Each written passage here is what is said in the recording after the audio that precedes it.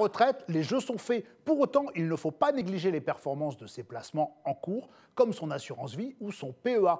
À la retraite, il est recommandé de se concentrer sur la transmission de son patrimoine. Pour commencer, faites le point sur ce qui se passera à votre décès.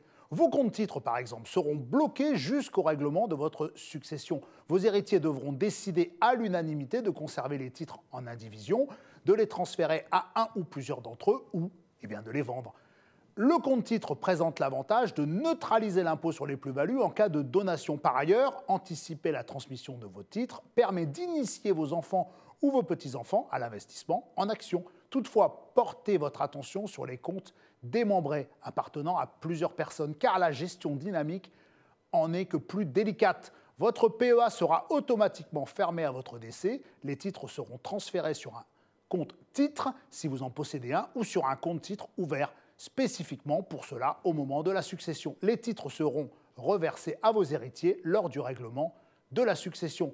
Si vous avez souscrit un ou plusieurs contrats d'assurance vie, vérifiez régulièrement auprès de votre conseiller que la clause bénéficiaire mentionne bien là où les personnes auxquelles vous souhaitez transmettre les sommes épargnées et que ces clauses bénéficiaires sont clairement énoncées. État civil, adresse, répartition. Les contrats d'assurance vie pourront continuer à être alimentés de manière régulière en privilégiant le fonds euro ou des unités de compte peu risquées. Vous pouvez anticiper la transmission de votre patrimoine en effectuant des donations de votre vivant. Ces donations peuvent concerner des biens immobiliers, maisons, appartements, des biens mobiliers comme des bijoux, des meubles ou encore simplement de l'argent. Chaque parent peut ainsi donner jusqu'à 100 000 € par enfant sans qu'il y ait de droit de donation à payer. Un couple peut donc transmettre à chacun de ses enfants 200 000 € en exonération de droits.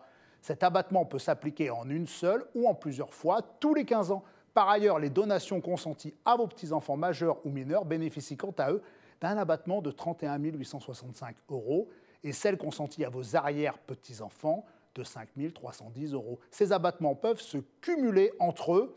Un enfant peut donc recevoir 200 000 €, 100 000 x 2 de ses parents et 127 460 €, 31 865 x 4 de ses 4 grands-parents tous les 15 ans sans avoir à régler de droits de donation. Attention, il n'est pas possible de faire de dons d'un PEA ou de votre épargne salariale. Les livrets d'épargne bancaire comme le livret A sont également exclus des dispositifs de donation du vivant. Par ailleurs, il y a des dates charnières qu'il ne faut pas rater pour profiter de l'ensemble des dispositifs fiscaux en vigueur. Passé 70 ans puis 80 ans, la transmission de votre patrimoine sera probablement plus onéreuse.